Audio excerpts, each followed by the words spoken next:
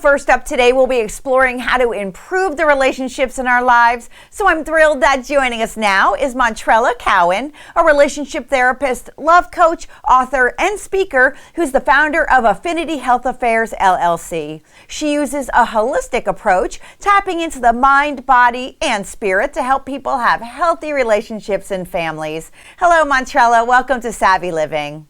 Hello, Mary Lee. Thank you for having me. First, let's get right to it. What are some signs of an unhealthy relationship? Oh boy, there are a lot of unhealthy relationships out here. One of the major ones that I oftentimes tell clients to check for would be if your partner is making more of a withdrawal versus a deposit.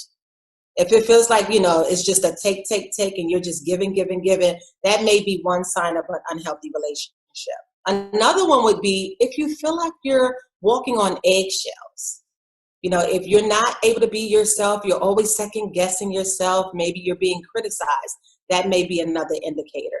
And finally, to get right down to it, if the relationship is no longer fun, that may be a major indicator, because no one hooks up with someone when you're not having fun, right? As we start out in these relationships, it's like the honeymoon phase. And you don't want to lose that. The best relationships I know, there's lots of fun. What steps should people take when they feel they're already in an unhealthy relationship? So if you feel like you are in an unhealthy relationship, you should really just take a look and see, what's going on. Without judgment, just really take a look at how are things, what's your experience like? And I would encourage you not to consult with family and friends per se, because oftentimes you can actually prolong something that needs to actually discontinue. So seeking professional help is another good way to address this. Also, you want to make sure that you are taking care of yourself mentally, that you are mentally well and healthy. And so oftentimes, in America, we have over 40 million people annually who suffer from anxiety alone. That's the leading cause of mental health issues. And so if you're, bringing that into a relationship, then most likely it's not a healthy one. So how can people actually avoid getting involved in an unhealthy relationship in the first place? Well, I love this question because, oftentimes when you ask people, men or women, what is it that you want in a relationship? They will tell you everything they don't want. So it's really about knowing exactly what it is you want. And so one of the biggest things that I do with my clients is we look at your values, because you always want to honor them. The moment you step out of that and start to compromise your values, things just go haywire.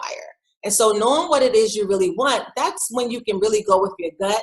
You meet a fine man or a beautiful woman, and, aside from their physical, if you're getting red flags, if it's not a match, for example, if their communication style is a bit different, or maybe you prefer someone who's family oriented and they're not getting along with any of their family members, these would be indicators. And from your own experience, how did you overcome moments of self-doubt or even self-hate? Yes. So in my book, The Purse, An Essential Guide to Healthy Relationships, I literally put my life out there.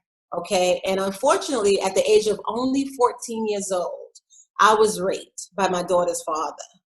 And so I walked away feeling a lot of shame, a lot of guilt, of course. And I really did have like a self-hatred. I didn't think I deserved a good, healthy, whole relationship.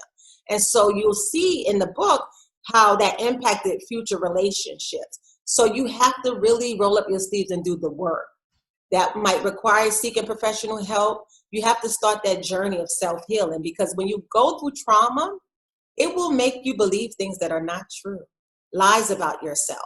And so really looking at your self-image, dissecting, from past experiences, how you develop that, and then reinventing yourself. So I think I've done a pretty good job of recreating my self-image.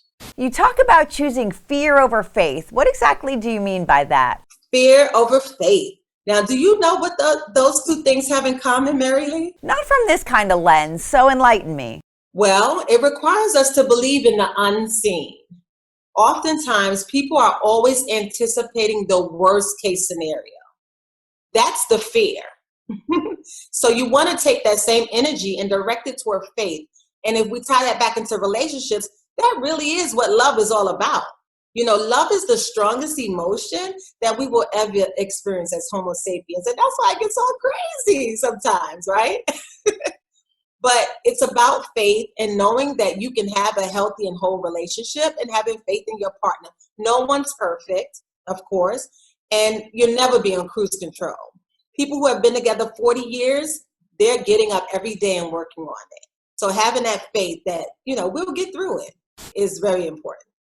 You authored a book titled The Purse, An Essential Guide to Healthy Relationships. So what do you intend for readers to learn from it? Wow. Well, I've already been getting so much tremendous, amazing feedback. A lot of people have written and said, for example, they see themselves in it, in the book. And with my personal testimony, I'm driving home main points, tools. I'm a practical mental health professional. So I like to give people something to walk away with. So, for example, if you go outside and it's raining, just like you would use an umbrella, that's the kind of tools I like to give to my clients. And so in the purse, using the purse as a metaphor for, us women, we never leave home without our purse. I take the different contents of a woman's purse to drive home various tools about relationships. And just to give you an example, the compact mirror, us girls, we always want to make sure we're beautiful. And in fact, oftentimes when you get in a relationship, the first thing to do, we lose ourselves. We don't even recognize ourselves anymore. And so that compact mirror is very important because once again, you're looking at yourself, looking at what your beliefs are and things like that, and remembering to bring those into a relationship. Great information, Montrella, that I know our viewers will take to heart. Thank you so much for joining us today on Savvy Living. Thank you, Mary Lee. And for more information on Montrella and her book, just go to affinity411.com.